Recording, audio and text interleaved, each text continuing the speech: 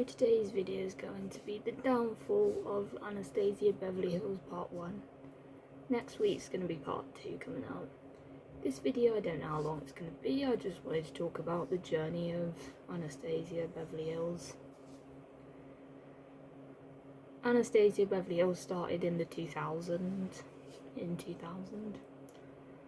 So yeah, Anastasia I sort of am a bit iffy about them, but we'll talk about more of that in the video. Products are good, but there are dupes, so I thought I'd talk about them too. It's been interesting to look at the discourse of the brand. Anastasia at this point was a very popular high-end brand. People liked their products, thought they were good quality. Also, some were quite beginner friendly, like the Riviera Palette.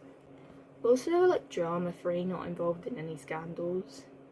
They were like a well-respected high-end brand when it came to things, but they did go from being a well-respected brand to getting roasted when they launched something. Isn't that right, Slick? In the early days, they had their makeup, and they had, which was the Made by Mario palette, which sort of put them on the map, but didn't really at the same time put them on the map of the makeup industry. But what really launched them into the makeup industry was the Modern Renaissance palette. This is such a popular palette to this day.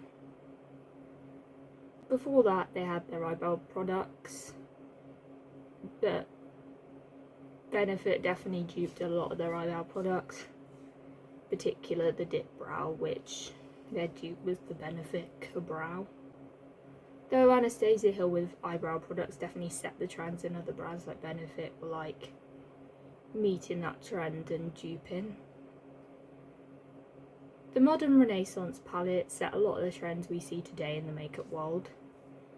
By this point, beauty YouTube was starting to grow, and you were seeing people watching makeup content, like Jeffree Star Cosmetics and Too Faced. They got in at the right time as makeup content was becoming more popular on YouTube. Now people like watching makeup content and getting into makeup. The makeup business was earning so much money. We were at this point in the era of Urban Decay, Naked 1, 2, 3 and Smoky, which were more cool toned palettes, also very neutral and smoky at that point.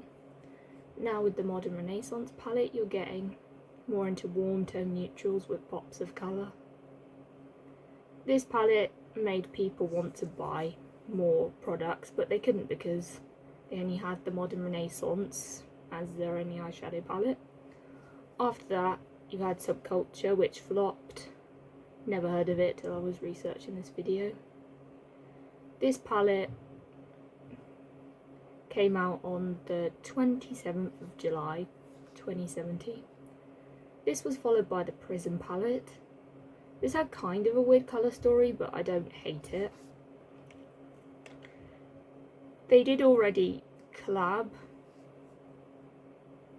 where they had the highlighter palette. They did a collab with the highlighter palette. The highlighter in the picture looks gorgeous. This was such a hyped up launch. On the flip side, you had the launch of the Norvena Palette. Anastasia is a real person who's the brand owner of the company.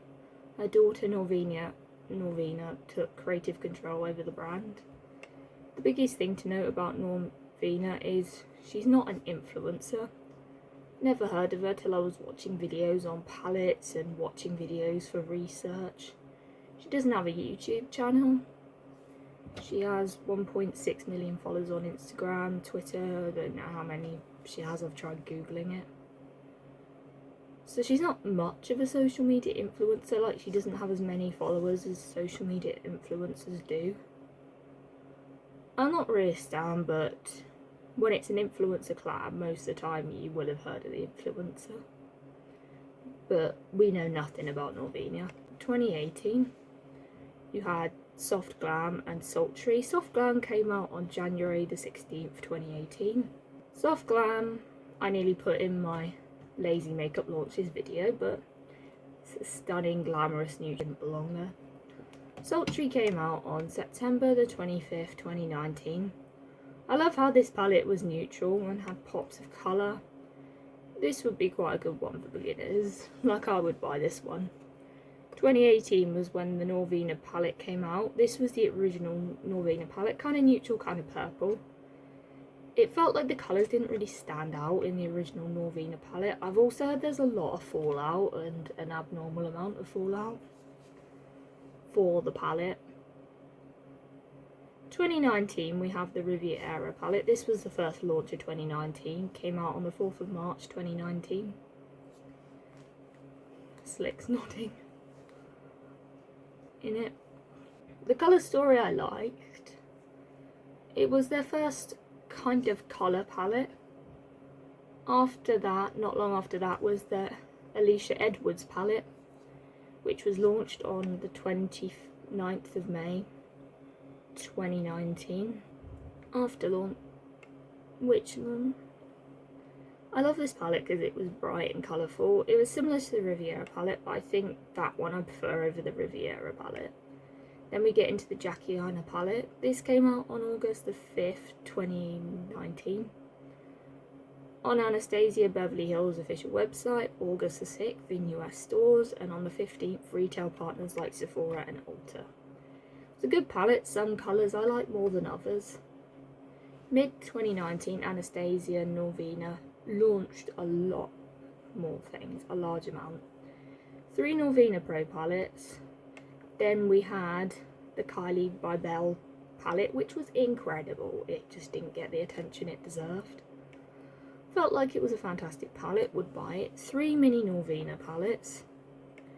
This was launched over the span of 4 months, which we had 8 palettes, which goes completely against the grain of what the brand has been so successful with. When word out on the street is Anastasia Beverly Hills was launching a new palette, there was so much hype. Norvena says the reason why they were launching so much at the same time was they had production issues with the Norvena Pro palettes. That's why things were not spaced out. They were planning to be spaced out, but that didn't happen. It's a case of you would buy the first Pro palette, then not long after that would be the second Pro palette. And they also didn't give Kylie or Jackie their chance to shine with their palettes. If you know you're going to be launching 3 palettes in a short space of time, launch them together so people can either buy them all or pick what they want. Another issue was there's so much hype around the first Norvena Pro palette, which I do think was the case. Because people did more tutorials and that, like I haven't found any for like the second or third. They didn't get the hype they kind of deserved. Norvena got asked on Twitter why she's putting out so many products. At this point, she'd put out glitter and lashes. And it was not a production issue. They were moving more towards trends, saying that brands are moving quicker, so they need to move quicker to meet up with the customer demand. And makeup consumers wanted lots of options. And that Anastasia Beverly Hills was getting left behind in the dust. That I don't really agree with, because they were still making good money despite not launching as much. And also they were known for good quality and it was hype. I think it's crazy where Norvena got the idea of consumers wanting more options and more reasons to spend money. Quite frankly, we want reasons to save and reasons to be hyped up. We don't want any more reasons to spend more money. Before, the brand was known for quality. They had so much hype, great formula. Some of the best palettes were from Anastasia Beverly Hills. There's only like one time in the whole history of the brand that I can think of that people were asking for more makeup, and that was between 2016 and 17, where there was a gap between the modern renaissance and 2 palettes a month is going ridiculously overboard. I don't believe that launching palettes that quickly is the key to success. Like, some of the better brands launch a lot less. Anastasia Beverly Hills were known outside of the makeup creator space, and they were known outside of YouTube. Norvena put on Instagram she was going to have her own end section at Sephora. All of the Norvena Pro palettes were there. The glitters, the lashes, the minis would be in that section. She took the opportunity because she said that she was honoured to be given her own section at Sephora, and that she'd probably never get another opportunity like that again. So there was the Norvena side, and there was the normal Anastasia stuff on there. Why didn't she just announce it in the first place is what I'm wondering. Because brands have done it where they've done subsections. Anastasia, Beverly Hills and Norvena make it seem like it's an uncommon thing to do, and they've just failed, to be honest. They had Tarte do a whole subsection of Tarte which was Sugar Rush. They made it abundantly clear what was Sugar Rush and what was Tarte. This was just poorly done, and they had no excuses for it to be poorly done. Also, people liked mini versions of the Pro palette because of how big and heavy the Pro palettes are. They should have, at the same time as the big ones, launched the minis, because people could have choice. Norvena was definitely trying to establish herself as an influencer instead of a businesswoman. Kind of strange because she is more of a businesswoman than an influencer. And also, to be an influencer as such, people kind of do need to hear about you, whereas no one's heard of her. Also, no offence to Norvena, I know she's trying to make something of herself, but I don't care about her that much. The only people that tend to care about her are those that are on the Anastasia Beverly Hills PR list or want to get on there. As an average makeup consumer, I don't care. I liked Anastasia Beverly Hills the way they were before Norvena. Good quality makeup, scandal free, didn't launch tons and tons of stuff at one time.